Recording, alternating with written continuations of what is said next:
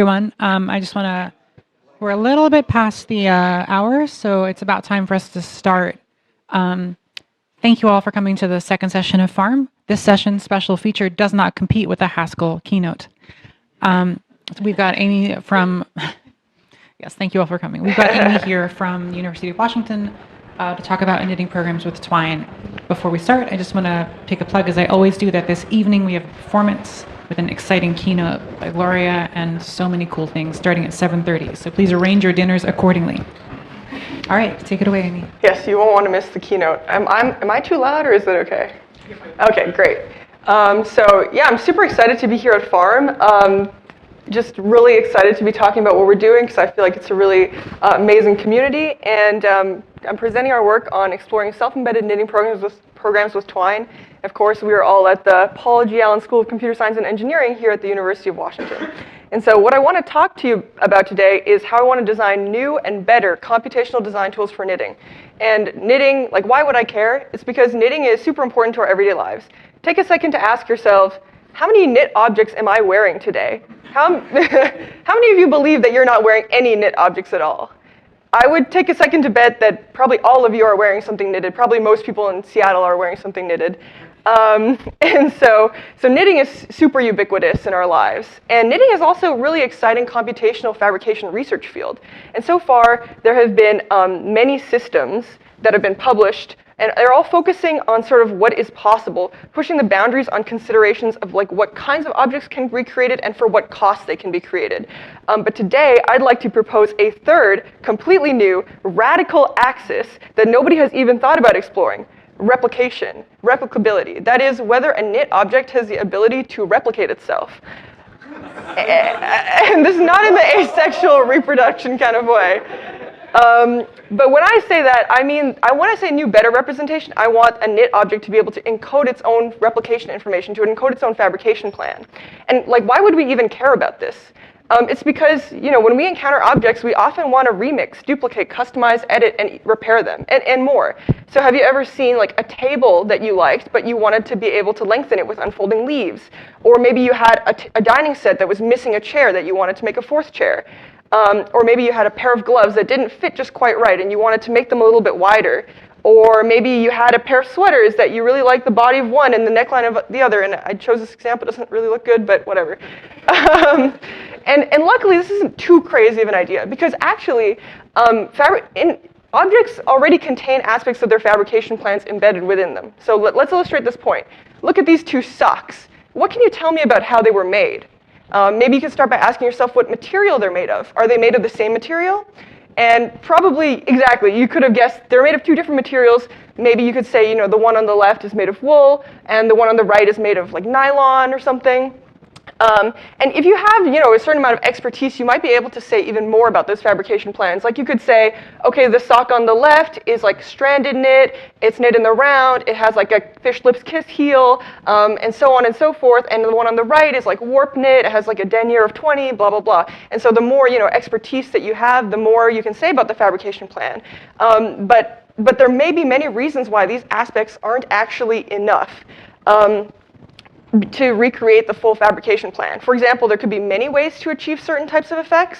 The process of learning the full plan might require a lot of iteration, making and testing, or even destroying the original object. And so the question is, how do we make it so that the whole plan is recoverable without going to such lengths?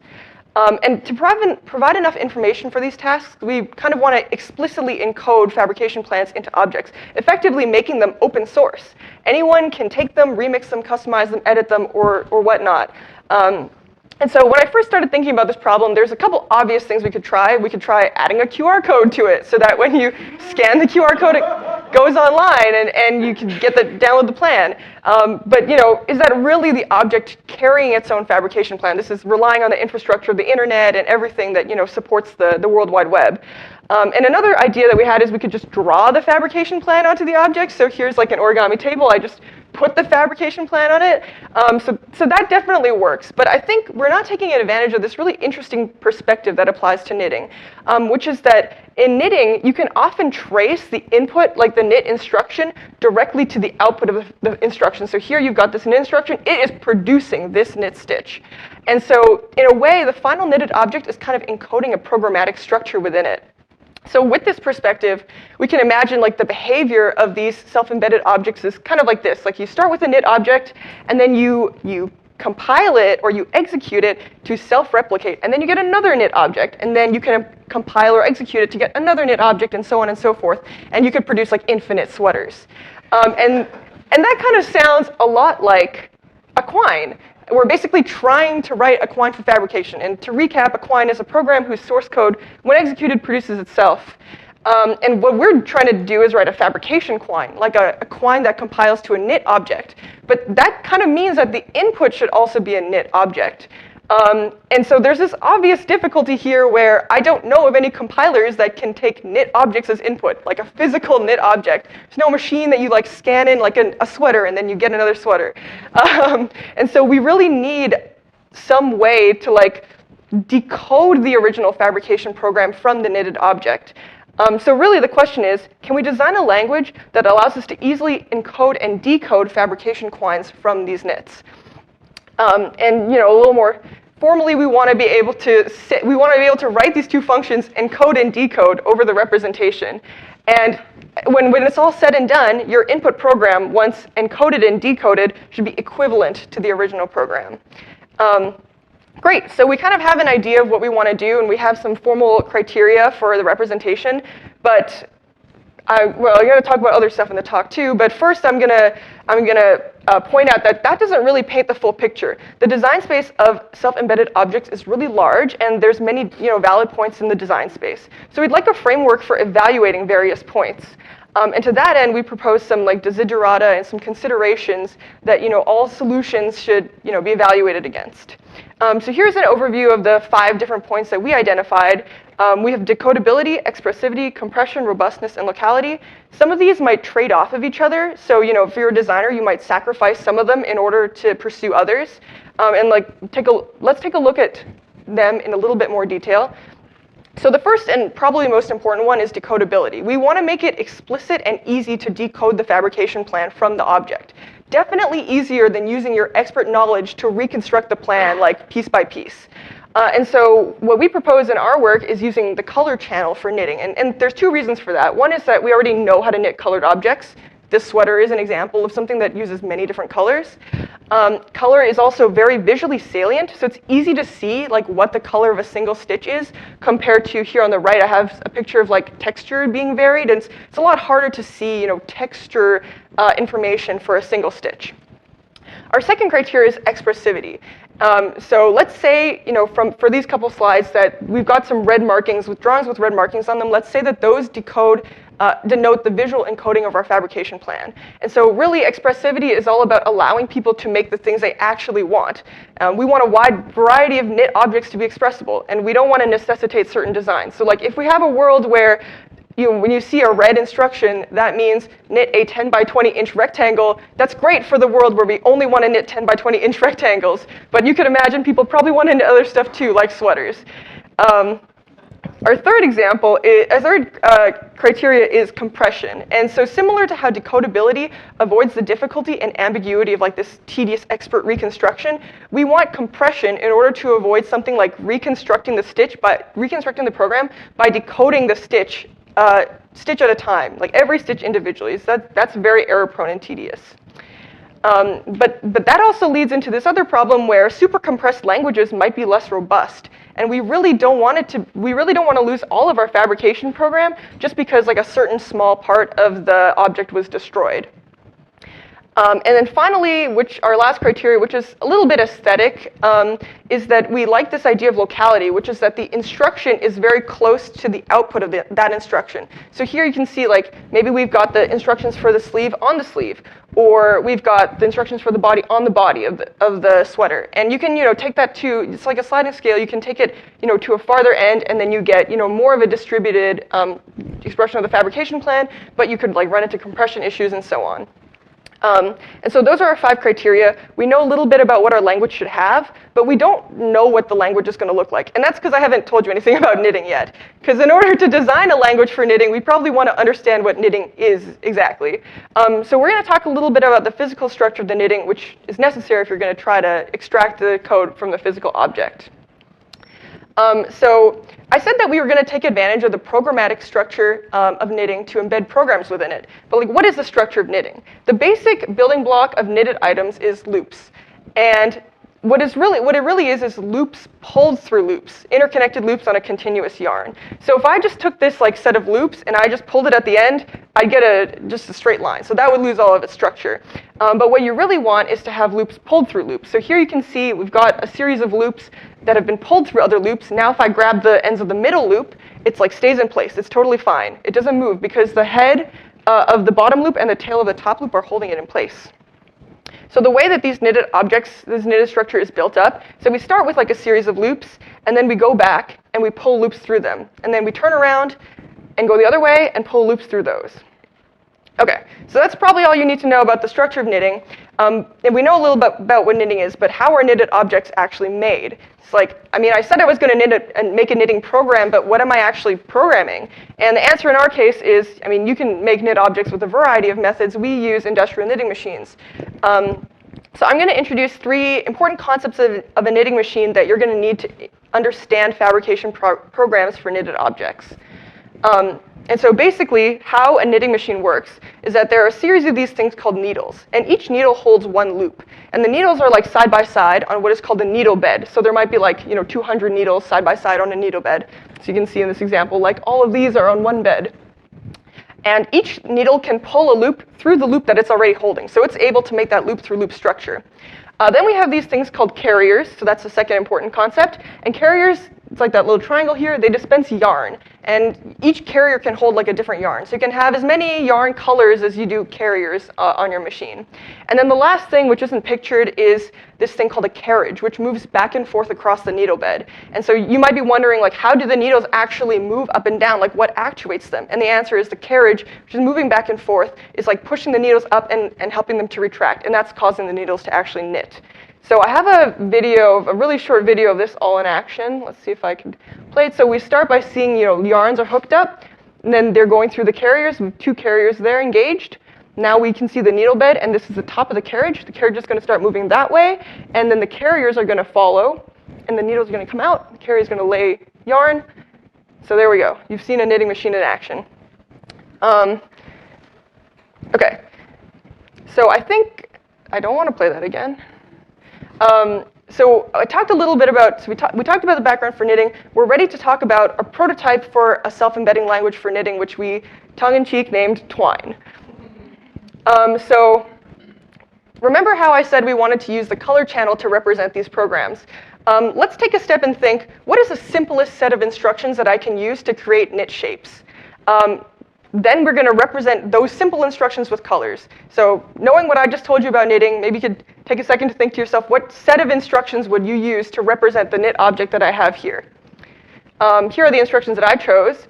Basically, what you do is you got set direction left to right, which says start here and start knitting left to right. Got switch direction, which changes the direction. And then you've got some machinery for basically saying knit n stitches, where n is some parameter that is specified in base 4. And chose base 4 because there's 10 carriers on our machine, so I don't want to use them all just to represent numbers.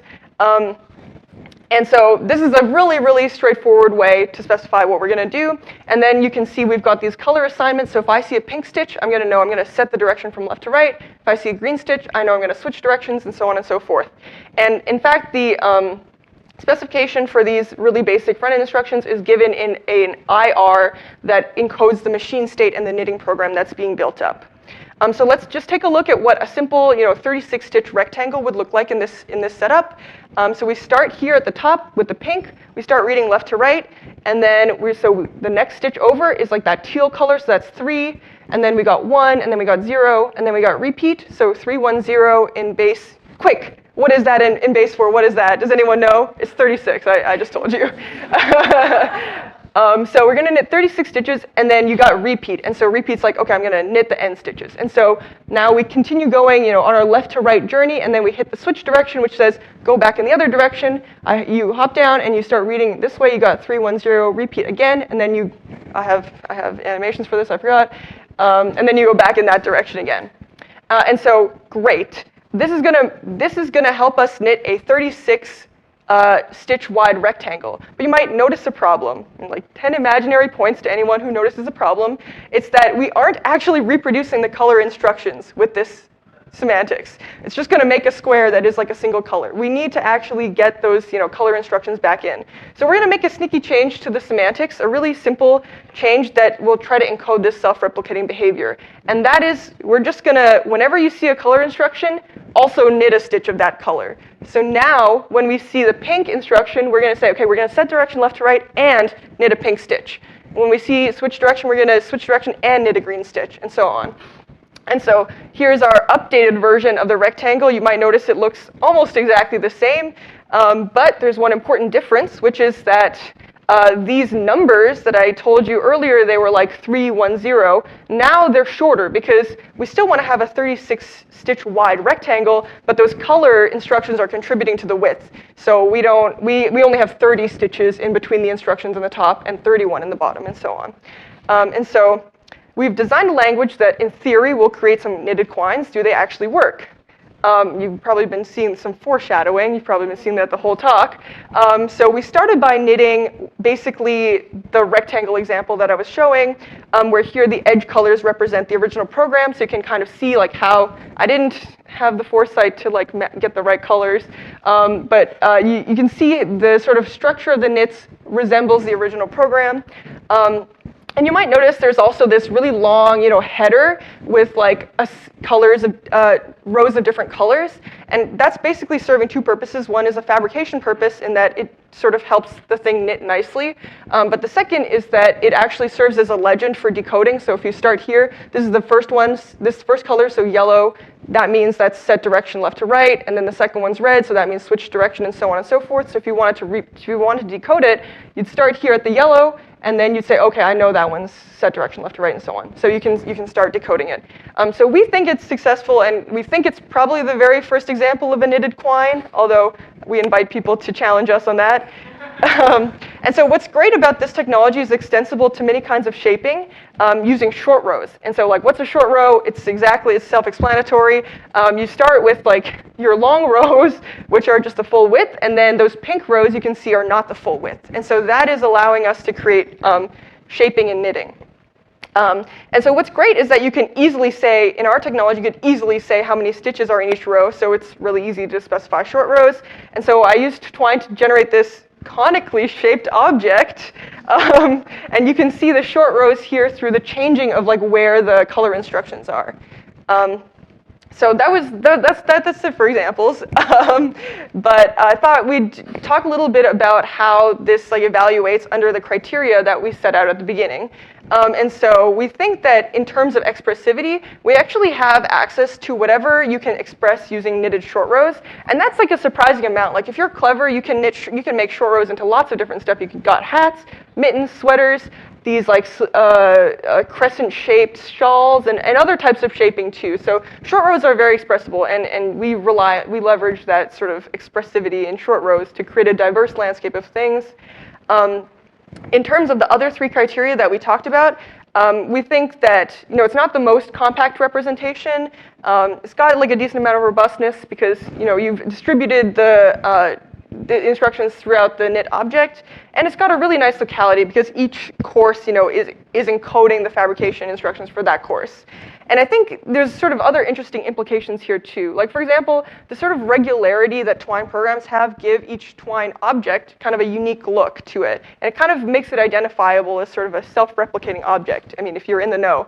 And there's another interesting implication, which is that we're really like reifying the fabrication plan here and making it visible.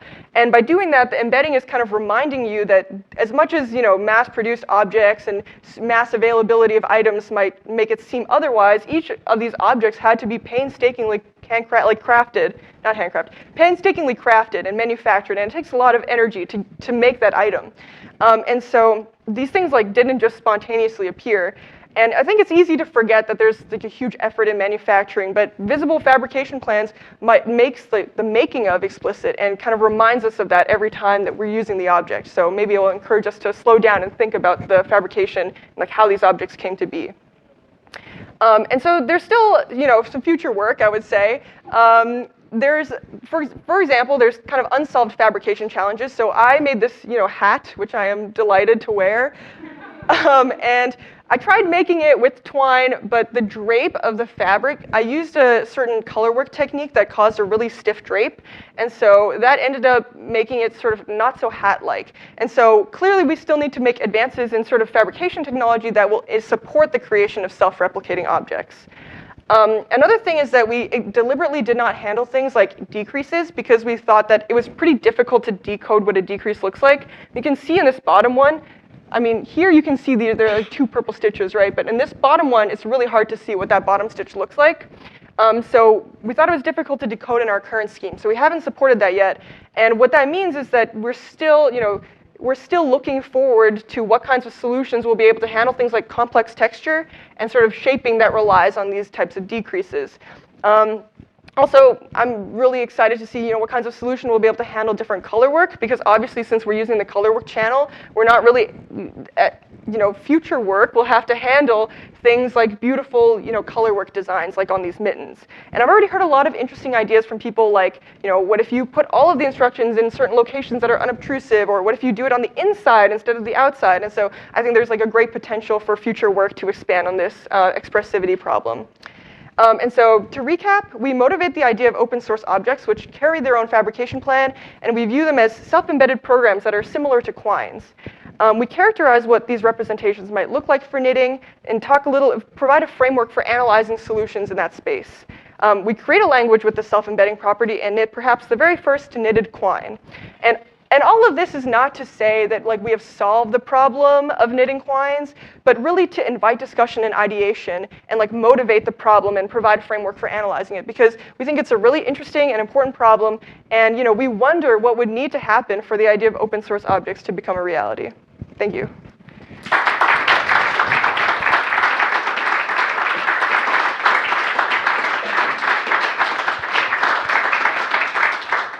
Any questions in the room? Lots of questions in the room. Good. Hi, that was really great. Thank you.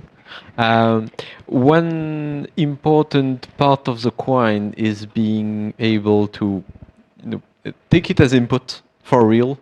And in your case, I feel like you manually retranscribe the knitting into instruction. Mm-hmm. I guess you would need computer vision to do things like what you really want. Have you tried to evaluate if your solution is, I would say, readable enough from a computer vision perspective? So that's a great question. So you're exactly right in that, if you want it to be fully automated, where the input is a knitted object and the output is a knitted object, your compiler would have to include a computer vision part. Well, I think your compiler would have to include a computer vision part that would read the program would read, the knitted object and then knit the object. I personally haven't looked into whether or not this would be easy enough to read.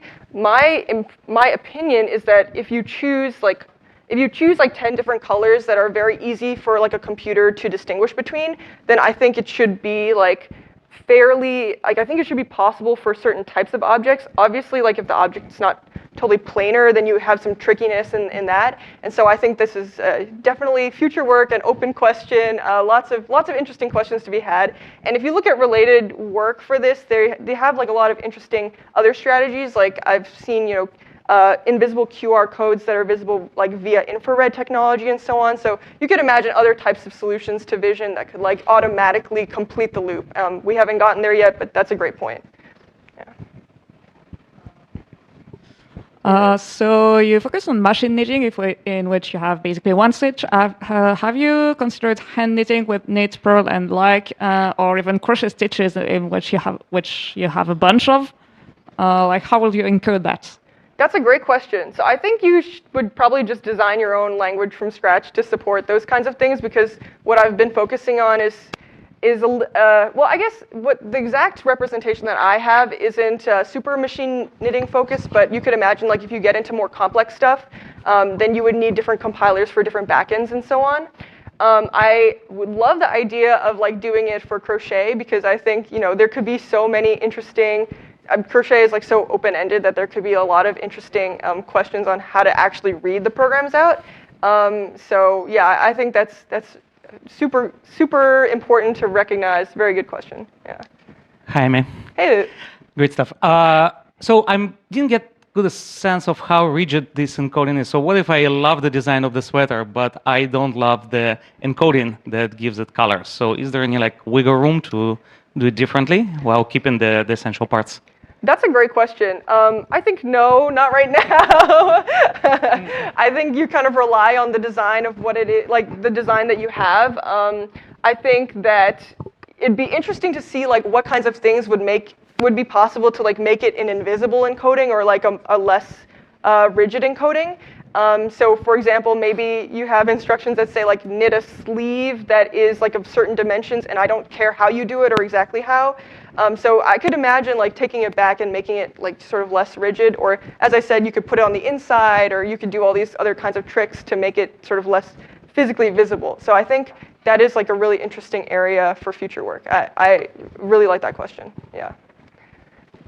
Hi. So I was curious, since so most of your instructions are kind of row-based, like you have like each row starts with its encoding. But I was wondering, since you already have this kind of notion of repetition, if you could have a two-dimensional repeat as well, which might help in reducing the number of instructions in a knitted object. I was wondering if that had been considered in your design. Yeah, that's a great question. I think you totally could. And like, in fact, you could probably create patches of like varying granularity and instructions to be repeated. And then I think you're getting pretty close to like what other what real computational design tools for knitting do in terms of like geometry and patches and so on. And so I kind of wonder, your question is making me wonder if you could design sort of a hybrid where you have like that kind of geometry structure and then you induce like the replication on top of it. So yeah, that's an interesting question. I haven't looked into it. I thought about it, but we didn't implement it. So yeah, great question. Thank you. I feel like it might be good to ask one or two more questions while the next speaker sets up.